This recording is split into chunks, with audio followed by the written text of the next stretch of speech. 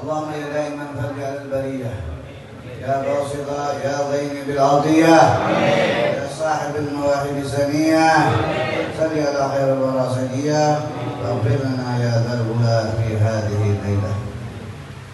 Alhamdulillah, kembali kita bersama-sama bisa duduk kumpul bersalawat kepada Nabi kita Maulana Muhammad. Di mana juga kita menziarahi seorang syarifah yang hidupnya sederhana, hidupnya selalu membawakan hati gembira, yang menyambung keturunannya kepada Imam Al-Qutub Habib Abdullah bin Mahsin Al-Attas, yang menyambung keturunannya kepada Habib Umar bin Abdul Rahman Al-Attas Sahib Ratib, yang darah beliau menyambung kepada junjungan kita Nabi besar Maulana Muhammad. Beliau adalah Hababah Syarifah Ummina Fatmah binti Imam Al-Habib Hasan bin Mahsin bin Abdullah bin Mahsin Al-Attas, dan juga guru kita sekalian Al-Mujahid Bismillah Al-Habib Mustafa bin Ja'far As-Sadar. Satu, kita menziarahi seorang yang dekat kepada Allah, mengingatkan bahwa kita itu akan menyusul seperti beliau-beliau. Kullu nafsin setiap yang bernapas pasti akan merasakan kematian. Kali ini hari kita menziarahi beliau, kali besok keluarga kita menziarahi kita. Manfaat, apa manfaatnya kita ziarah? Selain tadi mengingat kematian, manfaatnya kita berziarah, kita menyadari bahwa kita adalah makhluk yang lemah, makhluk yang bukan siapa-siapa, makhluk yang banyak kekurangannya. Pikirkan oleh kita, apa yang harus kita sombongkan, apa yang harus kita banggakan.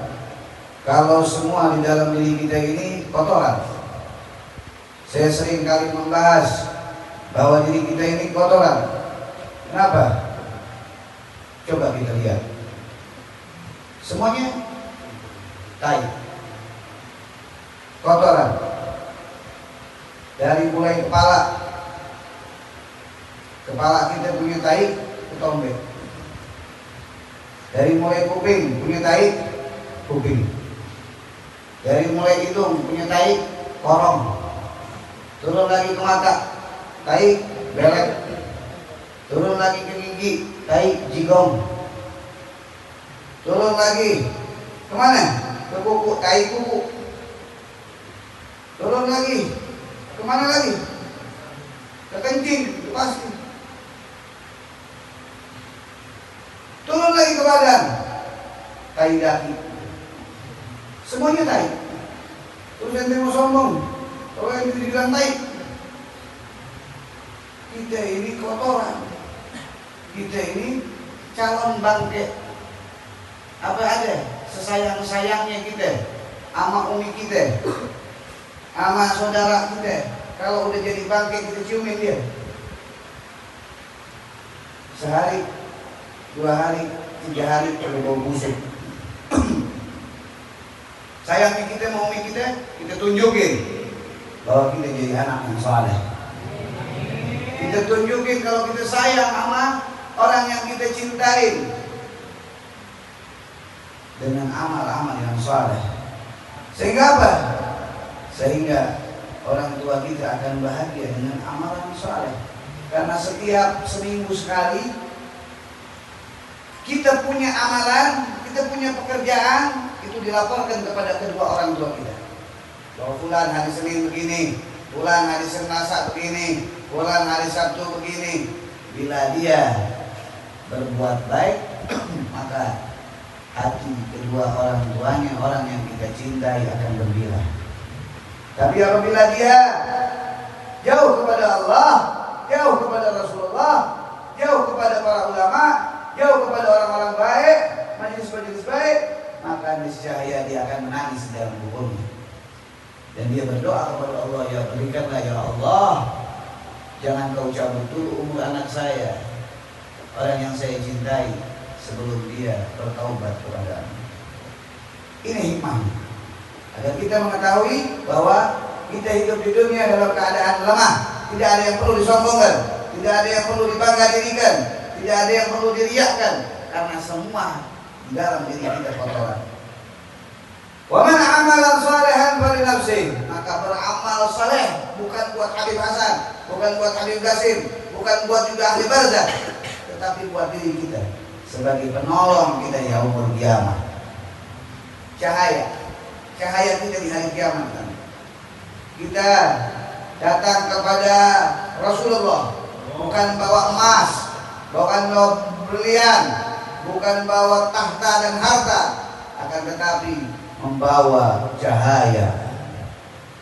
Ada yang cahayanya seperti cahaya apa itu yang namanya binatang kunang-kunang, ada yang seperti lilin, ada yang seperti lampu, ada juga yang seperti lampu tembak, ada yang seperti bintang-bintang, ada yang seperti bulan, ada yang seperti matahari. Bagaimana dia di alam dunianya beramal saleh, segitulah cahayanya dia. Modalnya adalah umur jangan dibuang-buang. Udah banyak itu buang-buang umur kita.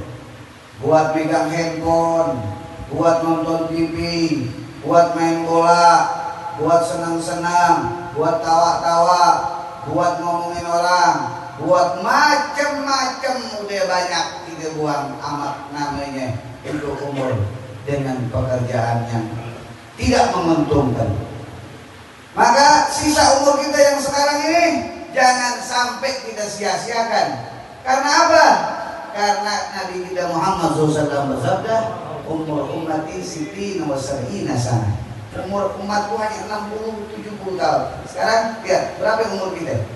Umur kita sekarang berapa? Ada yang 40, ada yang 50, ada yang 60, ada yang 75. Berarti kalau 75 hitungannya tinggal 5 tahun lagi. Ada yang apa? Ada yang 65, berarti hitungannya 5 tahun. 5 tahun. Nur 50, 55, berarti 15 tahun lagi. Jangan juga yang dasarnya kecil. Oh, yang masih lama matinya. Anak orang bisa mati. Benar? Benar. Al-maut batatan, mati datangnya tiba-tiba, nggak ada yang tahu. Nggak mau gede, nggak mau kecil. Kalau Allah udah ambil itu umur, la yastaqimuna wa la yastaqim. Nggak ada kata-kata namanya entar dulu, nanti dulu, nggak ada. Kalau Allah bilang fulan ibnu fulan mesti balik kepada Allah, maka dengan waktu yang singkat fulan bin fulan akan balik kepada Allah.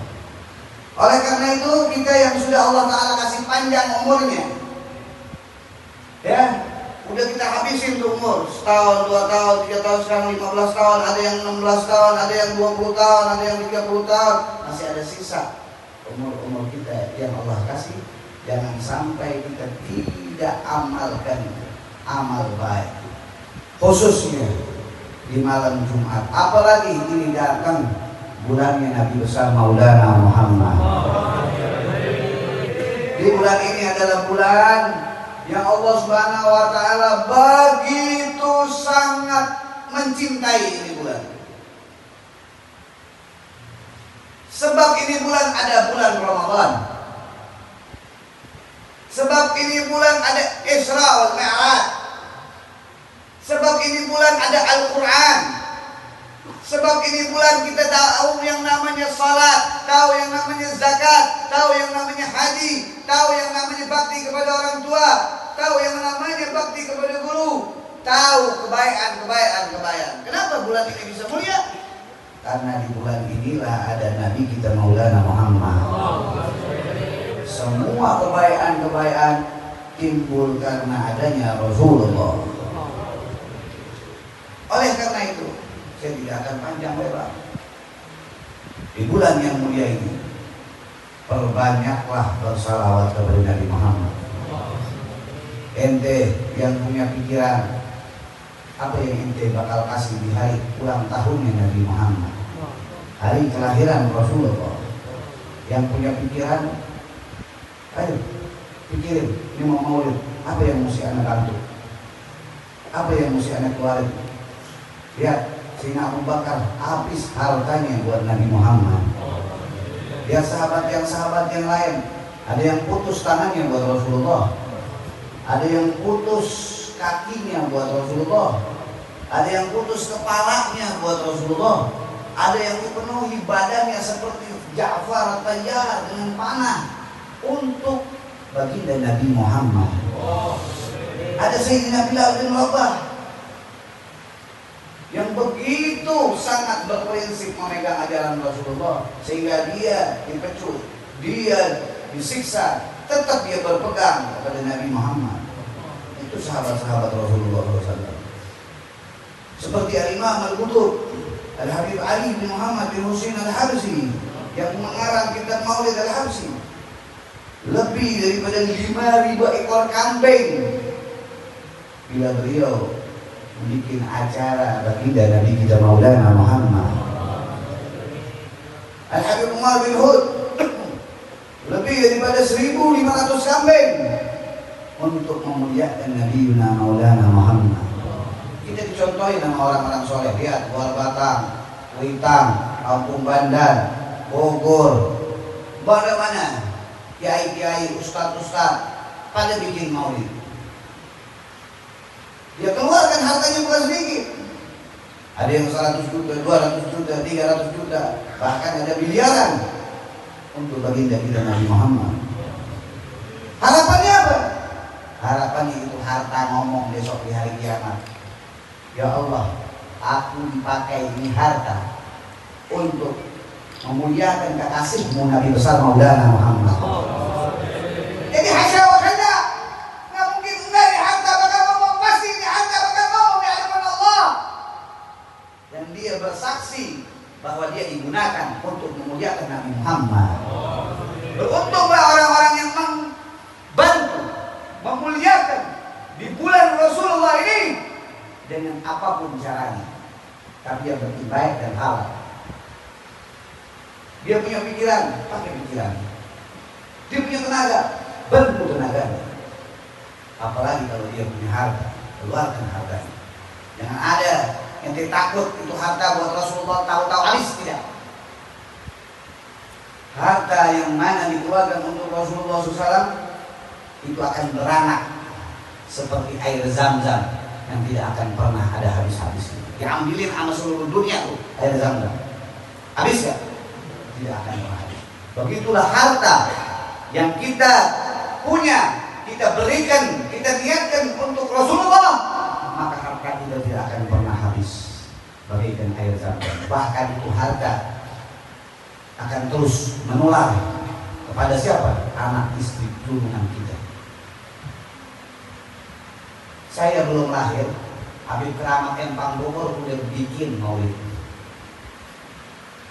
Dilanjut kepada anaknya Habib Muhsin, dilanjut kepada anaknya Habib Zain, dilanjut kepada anaknya Habib Husain, dilanjut kepada anaknya Habib Abu Bakar, terus sampai kepada kita sekarang tidak padam untuk memuliakan Nabi kita Maulana Muhammad.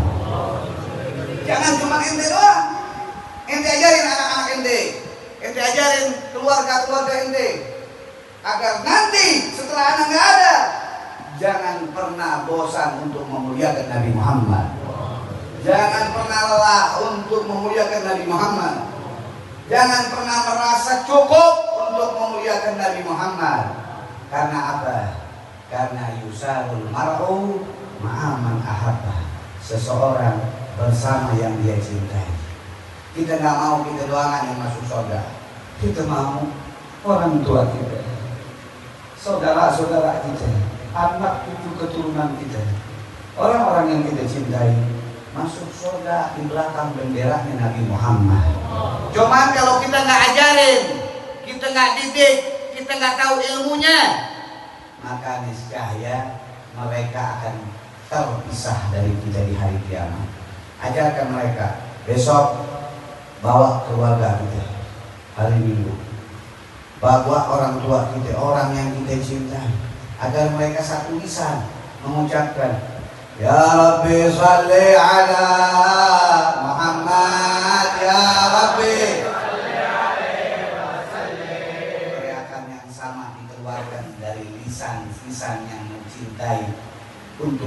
menuju kepada satu cinta, yaitu Nabi Maulana Muhammad.